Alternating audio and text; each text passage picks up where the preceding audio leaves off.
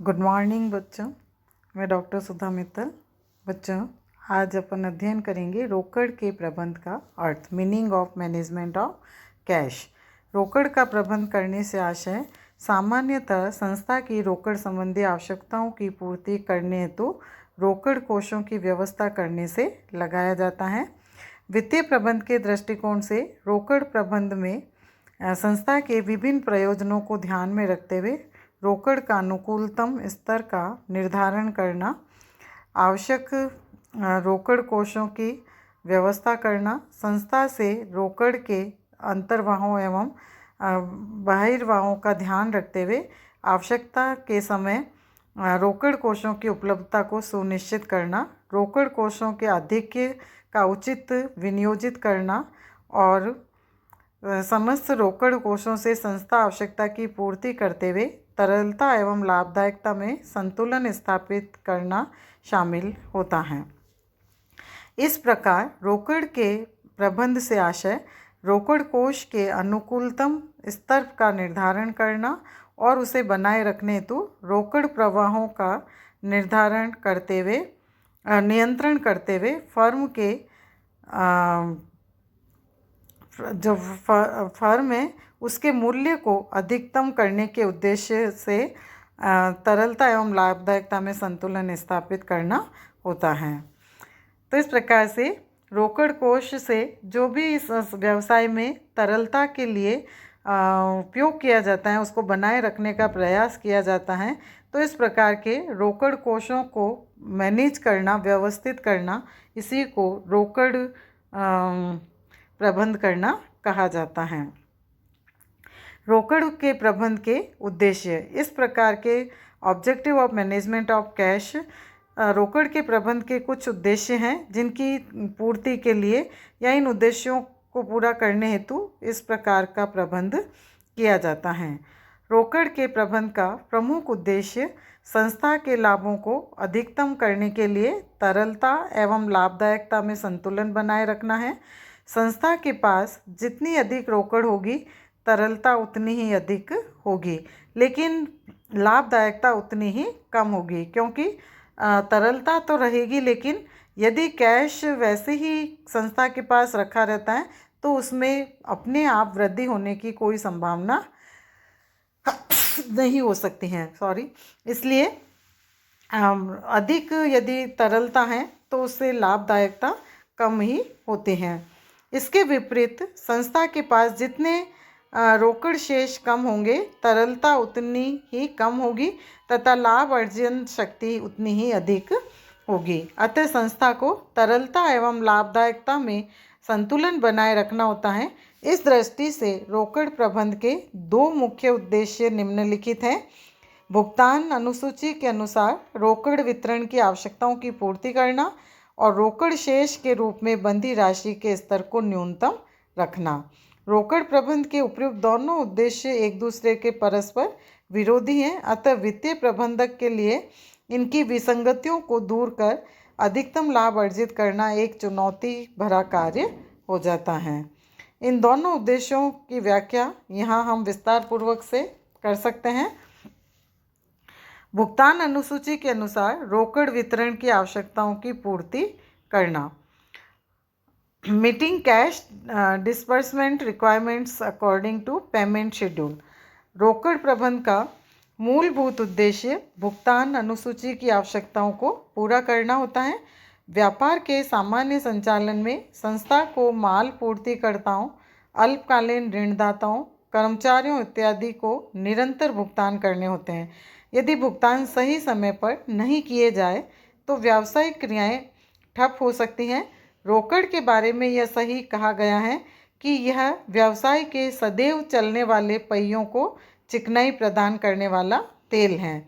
इसके बिना व्यावसायिक प्रक्रिया बंद हो जाने को बाध्य हो जाएगी।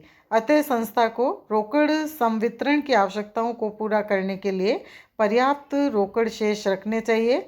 पर्याप्त रोकड़ शेष रखने से संस्था को निम्न लाभ प्राप्त हो सकते हैं, जैसे व्यापारिक छूट का लाभ, ट्रेड डिस्काउंट। पर्याप्त रोकड़ शेष रखने वाली संस्थाओं को समय पर भुगतान करने के फलस्वरूप नगद छूट का लाभ मिलता है, जिससे संस्था की उत्पादन क्षमता और लाभों में वृद्धि होती है। इसी प्रकार से अप्रत्याशित घटनाओं का सामना, फेसिंग अनएक्सपेक्टेड कंटिजेंसीज। अप्रत्याशित घटनाओं के समय पर्याप्त रोकड़ शेष अंधे की लाठी के समान सिद्ध होते हैं। पर्याप्त रोकड़ शेष होने पर प्रबंधक अप्रत्याशित घटनाओं जैसे हड़ताल, आग आदि का सामना बिना किसी कठिनाई के कर सकते हैं।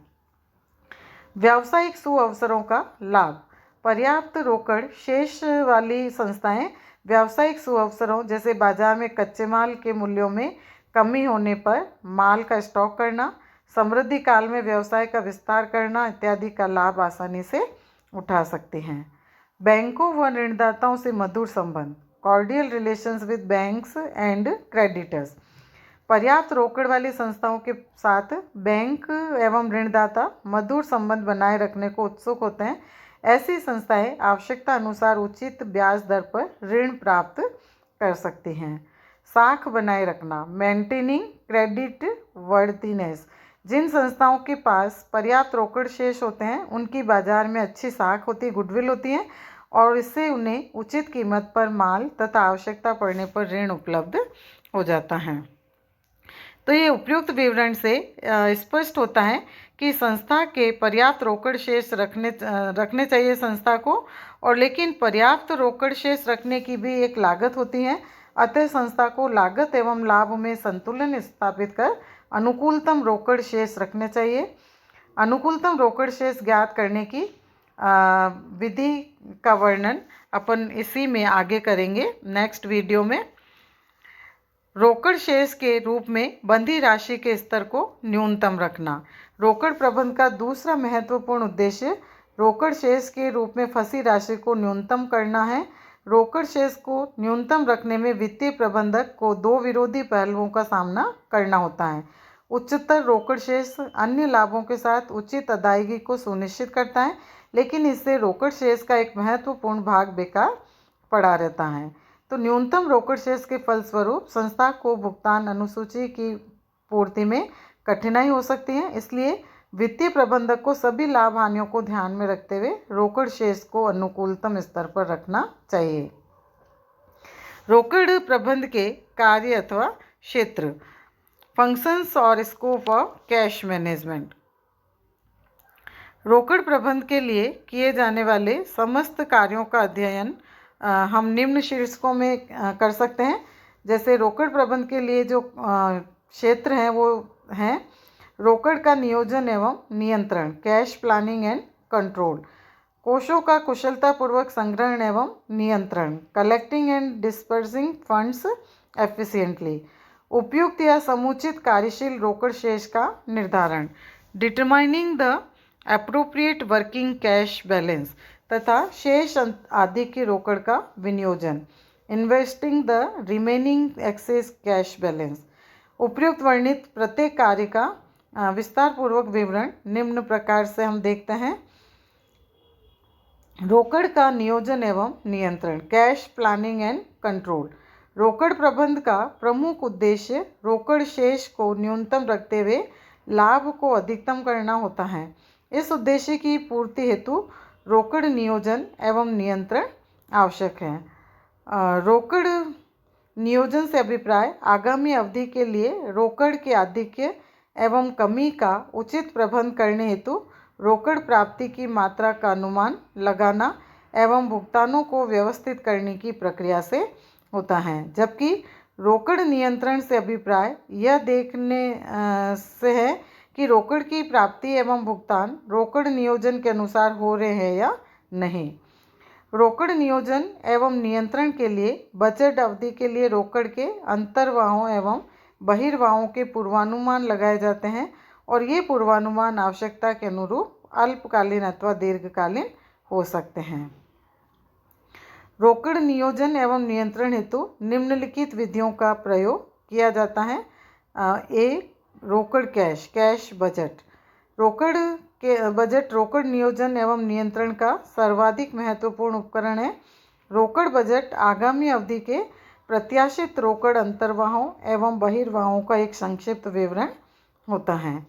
यह बजट बहुत महत्वपूर्ण बजट होता है क्योंकि प्रत्येक क्रियात्मक बजट की अनुपालना के लिए रोकड़ बजट की आवश्यकता होती है।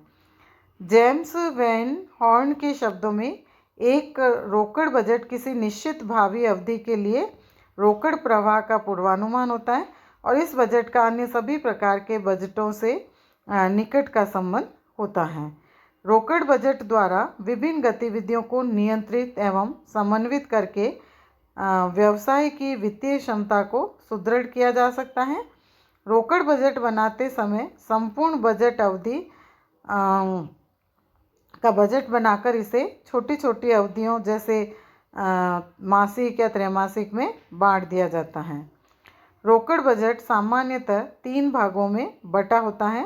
प्रत्याशित रोकड़ प्राप्तियां, प्रत्याशित रोकड़ भुगतान अथवा बहिर्भाव तथा प्रत्याशित रोकड़ शेष।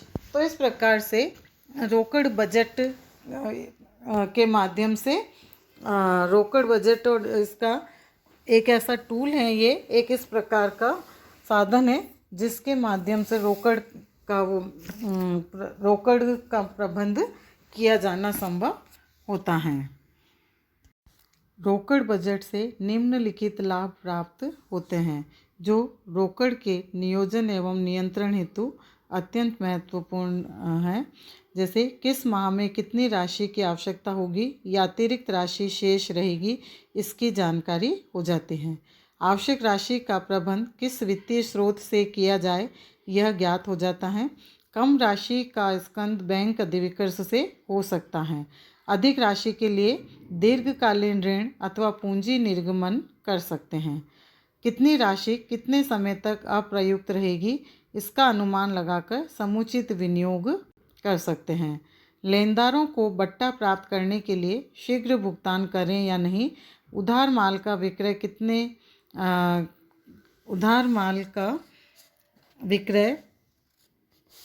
कितने माह की साख पर करें, कितना बट्टा दें, पूंजीगत व्यय करें या नहीं, कितना करें आदि प्रश्नों का उत्तर रोकड़ बजट अध्ययन से ही संभव है।